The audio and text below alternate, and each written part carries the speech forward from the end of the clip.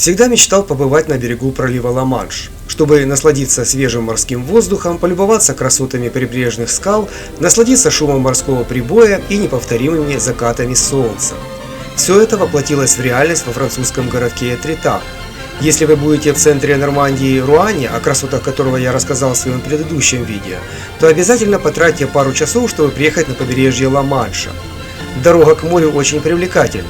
Вы будете проезжать через ухоженные поля, увидите множество пасущихся коров, изящные домики, гармонично вписывающиеся в окружающую природу. Нормандия – это сельскохозяйственный регион Франции, известный своими знаменитыми на весь мир сырами, а также крепким кальвадосом, который перегоняет из яблочного сидра. Кстати, местные яблони существуют в тесном симбиозе с коровами. Коровы объедают молодые побеги яблонь, из-за чего яблони хорошо ветвятся и быстрее плодоносят. Из коровьего молока делают прекрасные сыры, а из урожая яблок получают крепкий напиток, ведь виноград на севере Франции не вызревает. И вот мы в Этрета. В этом городке французского департамента Приморское сено проживает около 1300 человек. Конечно, не считая многочисленных отдыхающих и туристов. Название Этрета имеет скандинавские корни и означает «хутор заходящего солнца». В этих местах еще в IX веке осели варяги, которым больше нравилась ловля рыбы и земледелие, чем военные набеги. Архитектура местных домов весьма своеобразна. Высоких зданий вы здесь не увидите. Все дома приятного для глаза размера и формы. Хотя Этрета достаточно крупный туристический центр Франции, в городке идет размеренная спокойная жизнь. Здесь нет огромных толп туристов, как в Париже.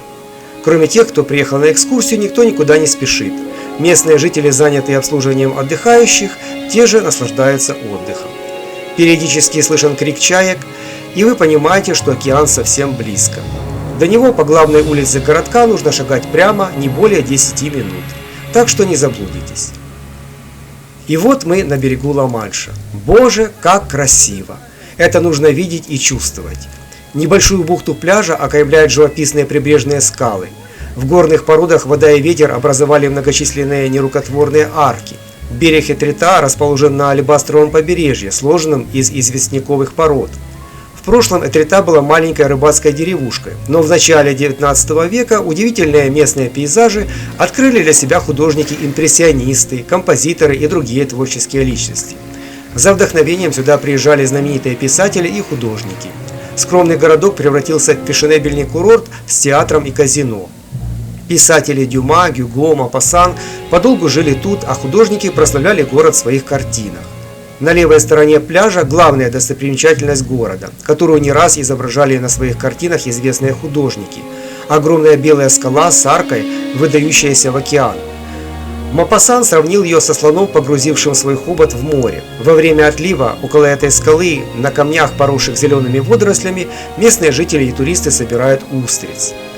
Если не боитесь высоты и у вас нет одышки, то по проложенным дорожкам можете подняться на утесы как с правой, так и с левой стороны. Подъем занимает около 10-15 минут неспешным шагом. Естественно, с вершин утесов открывается самая красивая панорама на городок, окрестные скалы и на Ла-Манш. А там вдалеке туманная Англия. Как известно, ее в XI веке завоевали здешние норманы, пока в них не иссяк боевой варяжский дух. Еще те были воины.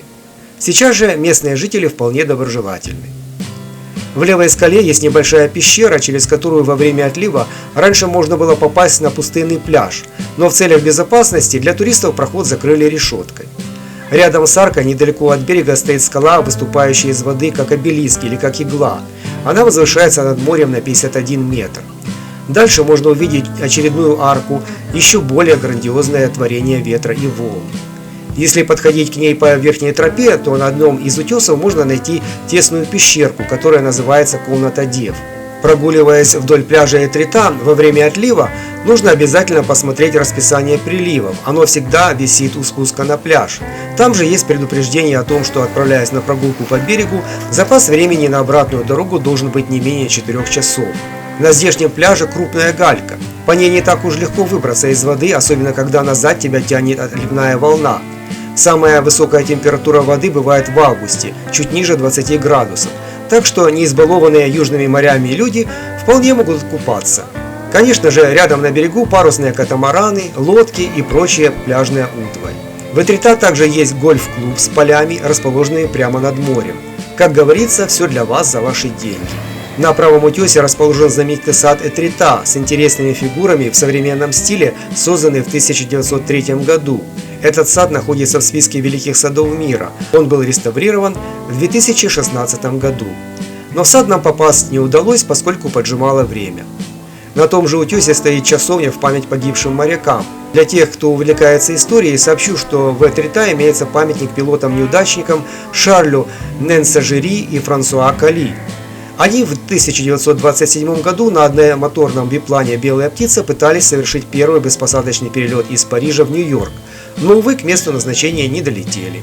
Последний раз их видели над скалой, расположенной справа. Там стоит соответствующий мемориал. В центре города есть примечательное здание старого рынка. Первоначально на этой площади располагалась ферма, пруд и канал. Позже пруд засыпали, и площадь стала рынком, где торговцы стали сооружать для себя деревянные навесы. В 1926 году муниципалитет решил построить крытые павильоны для рынка. Сегодня в здании рынка находятся сувенирные лавочки и небольшая церквушка. В Этрета также есть дом-музей Мариса Леблана, автора множества детективных повестей. В этом же городе разворачивается действие романа Жоржа Семенона «Мегре и старая дама». На обратном пути вблизи города Анфлер мы проехали по многочисленным эстакадам и мостам. Анфлер расположен в месте впадения Сены в Ла-Манш. На противоположном берегу реки находится порт Гавра. До заиления Анфлер был крупным портом, конкурировавшим с соседним Гавром. В 17-18 веках жители этого города разбогатели на торговле с американскими колониями. После закрытия порта город превратился в живописное предместье Гавра, куда в поисках вдохновения приезжали знаменитые французские пейзажисты. Мы также проехали по огромному дорожному мосту Нормандии, который пересекает устье Сены между Гавром и Анфлером. Это один из самых длинных висячих мостов в мире. Длина сооружения составляет 2350 метров, с центральным пролетом 856 метров. Ведь Сена там очень широка. Ширина моста 23 метра. Она достаточна для четырехполосного движения транспорта. Мост стоит на 184 опорах. В его строительство было вложено 465 миллионов долларов. Возведение моста заняло почти 7 лет, а был открыт он в 1995 году. На этом наше путешествие в Нормандию закончилось. Обязательно там побывайте. И не забудьте лайкнуть это видео в знак благодарности.